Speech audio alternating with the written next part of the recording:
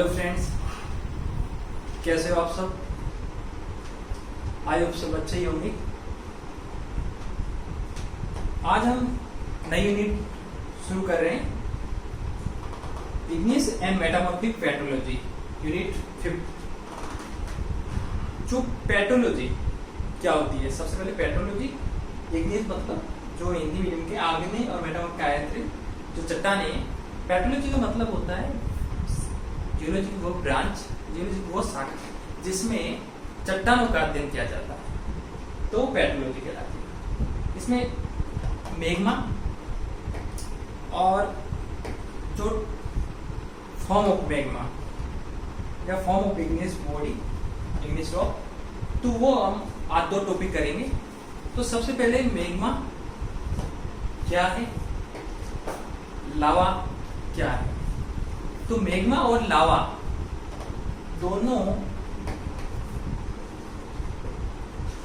ज्यादा डिफरेंस नहीं है, बस यही है जो मैग्मा है उसका बाहरी रूप, मतलब मैग्मा अर्थ के अंदर, अर्थ की सरफेस के अंदर, जैसे ये अर्थ की सरफेस है, इसके नीचे मेंटल सी जो मैग्मा राइज होता है वो अर्थ सरफेस पे आके इसमें चेंज हो जाता है लावा में।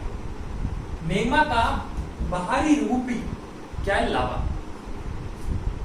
और लावा के मैग्मा, अगर मैग्मा अर्थ सरफेस के नीचे अगर कूल होता है, ठंडा होता है और कंसोलिडेटेड होके क्रिस्टल के साथ कौन सी रॉक बनाता है?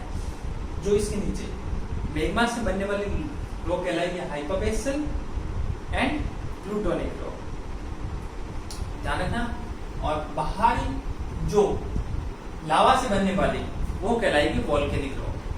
तो आप देखिए, लावा बाहरी रूप है किसका? मैग्मा का। अब मैग्मा होता क्या है? सबसे पहले magma mixture of liquid rock, जो चट्टाने हैं उनका मिक्सचर होता है द्रवित रूप, और crystal and dissolved gases. Dissolved gases में कार्बन डाइऑक्साइड होगी, वाटर वेपर हो गई और सल्फर डाइऑक्साइड होगी। तो ये डिजोल्व्ड गैस, इन तीनों का मिक्सचर क्या होता है? मैग्मा।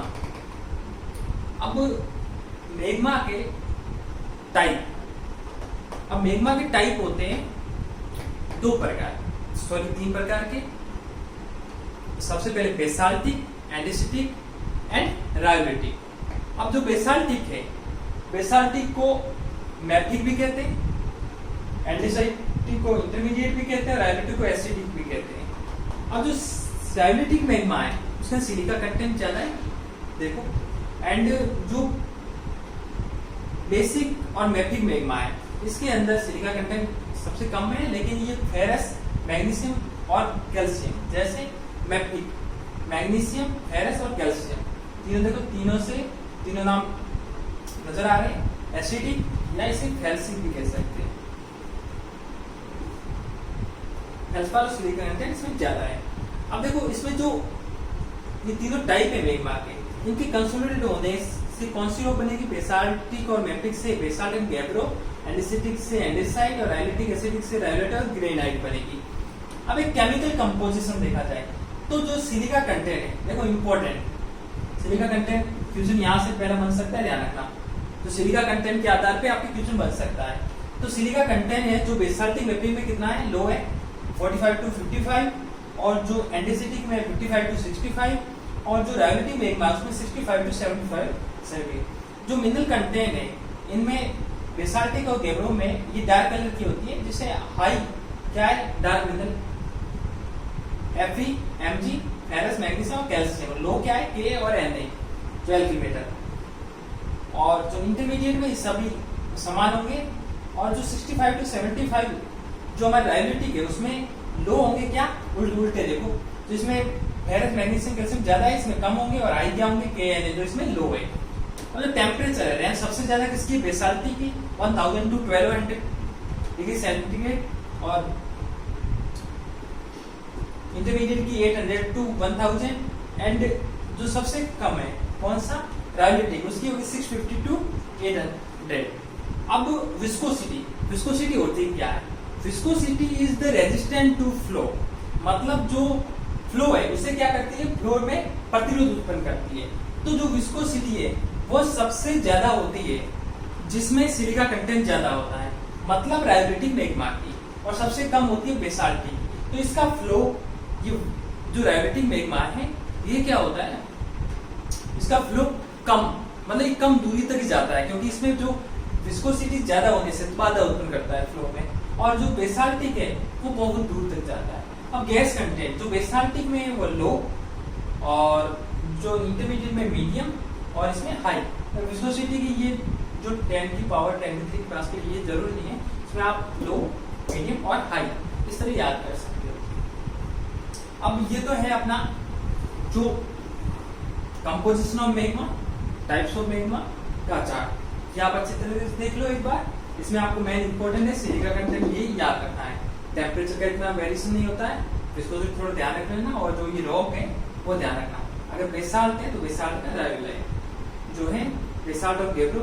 अब बेसाल्ट है जो है वोल्केनिक रॉक और प्लूटोनिक, ये मैं आगे आपको बताऊंगा वोल्केनिक रॉक कौन कौन सी है, प्लूटोनिक कौन सी है। जब हम इसका चार्ट पढ़ेंगे तब आपको पता चल जाएगा वोल्केनिक और प्लूटोनिक इंटरमीडिएट, तो उनके अलग हम पढ़ लेंगे। अब हम आगे चलते हैं, नेक्स्ट है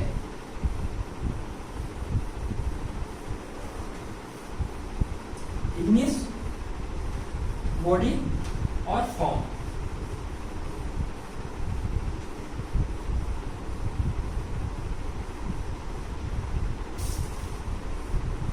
जो फॉर्म,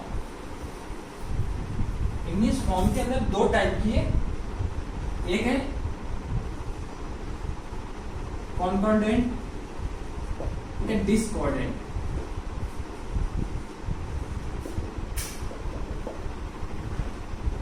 जो कॉन्कॉर्डेंट फॉर्म है, अब देखो इसे इस तरह समझो जैसे कोई सेडिमेंट्री रॉक है, सेडिमेंट्री लेयर है, जैसे ये सेडिमेंट्री लेयर है।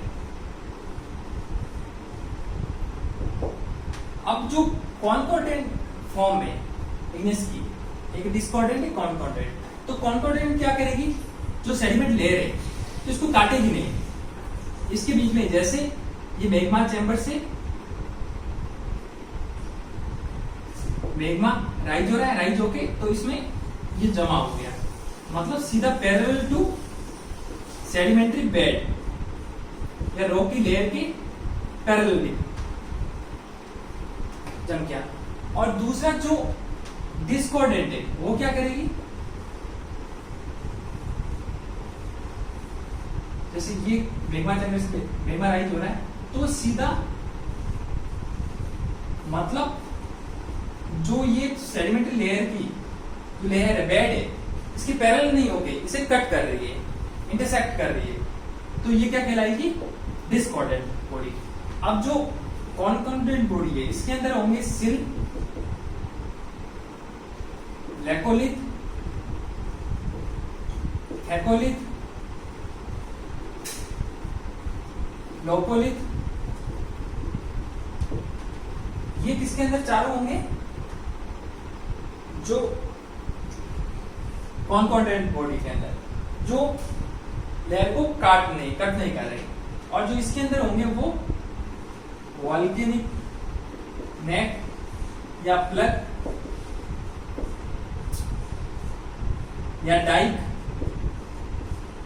और दूसरी जो बैथोलिथ है जो दोनों में गिना जाता है। अब इन परते को हम समझेंगे।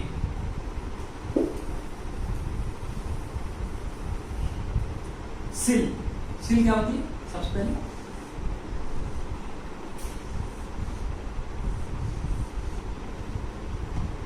जो ये लेयर है, अलग डिफरेंट टाइप की सिल क्या होगी, नीचे से जैसे मैग्मा से तो ये पर्टिकुलर एक सबसे छोटी यूनिट होगी जो कई सेंटीमीटर से मीटर तक हो सकती है।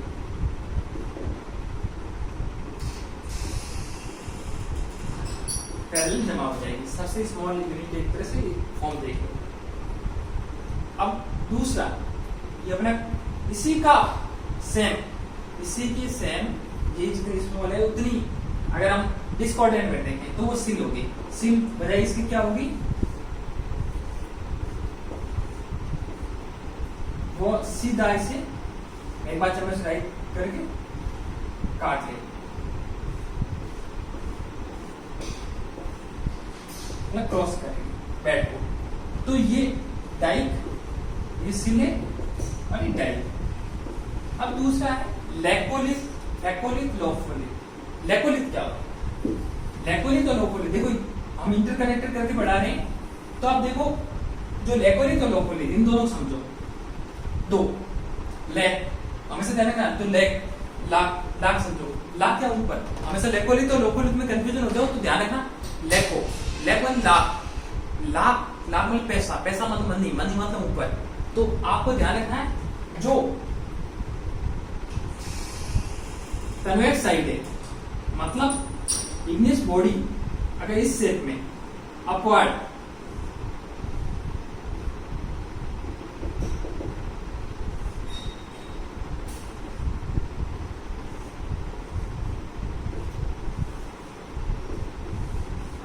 मतलब जो मैग्मा चैम्बर से राइज होके जो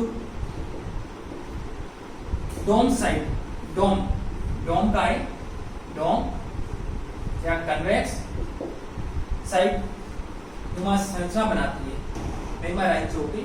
तो ये बॉडी कौन सी, इसी कौन सी कहलाएगी? लैकोलिथ। लाख हमेशा ऊपर ध्यान रखा है। इन दोनों क्वेश्चन इससे इंपॉर्टेंट है, इससे आपको क्वेश्चन लैकोलिथ, लोकोलिथ, फैकोलिथ से बनेगा, आपको याद करना जरूरी है। और इसका अपोजिट अगर यही लाइक के अगर देखा जाए तो ये है, फिर इनका शेप भी थोड़ा चेंज हो जाएगा, अगर थोड़ा उठाए तो ऐसे हो जाएगा, लेयर है हो गया। अब दूसरा जो लोफोलिथ, लोफोलिथ में कुछ नहीं, जो लावा है, सॉरी जो मैग्मा है वो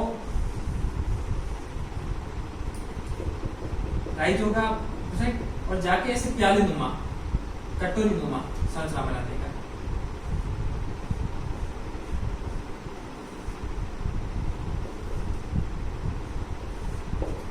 मतलब कॉनकोवे बेसिन, ध्यान रखना जब कॉनकोवे बेसिन और एक कटोरी नुमा संरचना का आए तो उसे क्या कहलाएंगे?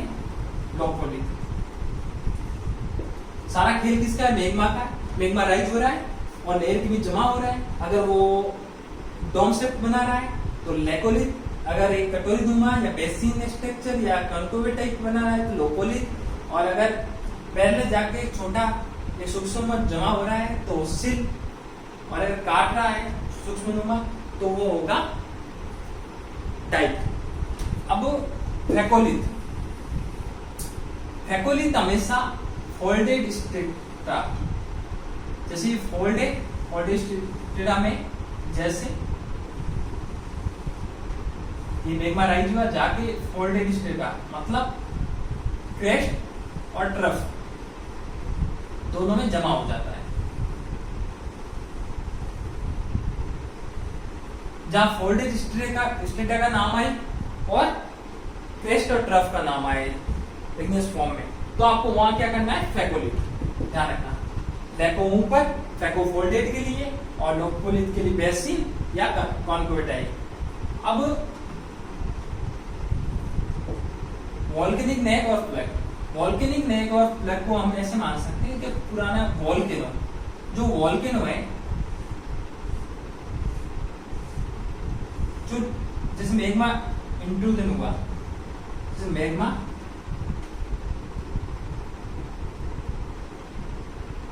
एक्सट्रूजन हो रहा है, इरप्शन हो रहा है, तो मैग्मा जाके परमानेंट क्या हो जाता है? सील बंद हो जाता है, मतलब बंद हो जाता है, और इसके बीच में मैग्मा का ये कूल होकर जम जाता है।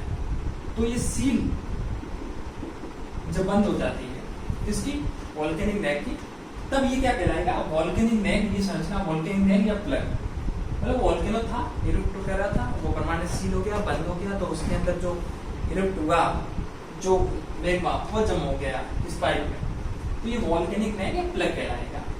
अब बैथोलिथ, बैथोलिथ एक वेरी वाइड एरिया में, मतलब बहुत बड़े पैमाने में एरिया में फैला हुआ होता है, लार्ज स्केल 100 किलोमीटर से भी ज्यादा। इसका ताजा एग्जांपल है राजस्थान में माउंट आबू। माउंट आबू को ये वीडियो से बनेगा, माउंट आबू को एक बैतूलित है। तो ये ध्यान रखना, जो ये बैतूलित है, तो बैतूलित में ये दोनों तरह की बॉडी, जो कॉन्कॉर्डेंट और डिस्कॉर्डेंट दोनों से। अब इसमें स्टॉक है, बैतूलित स्टॉक अगर 100 किलोमीटर से कम का बैतूलित है, वो क्या कहलाएगा? स्टॉक। तो ध्यान रखना कि क्या थी? English form. अब नेक्स्ट वीडियो में हम इंग्लिश स्ट्रक्चर करेंगे और उसके बाद जो मैक्रोस्कोपिक कैरेक्टर है कुछ रॉक के, वो करेंगे और एक क्लासिफिकेशन है वो करेंगे। तो ऐसे करके हम 3-4 वीडियो में इंग्लिश पेट्रोलॉजी पूरी एंड कर लेंगे। उसके बाद मेटामॉर्फिक पेट्रोलॉजी लेके चलेंगे, उसके बाद सेडिमेंट पेट्रोलॉजी। तो एक तरह से पेट्रोलॉजी कंप्लीट करके फिर हम स्ट्रेटिग्राफी, मेनोलॉजी ऐसे आगे बढ़ेंगे।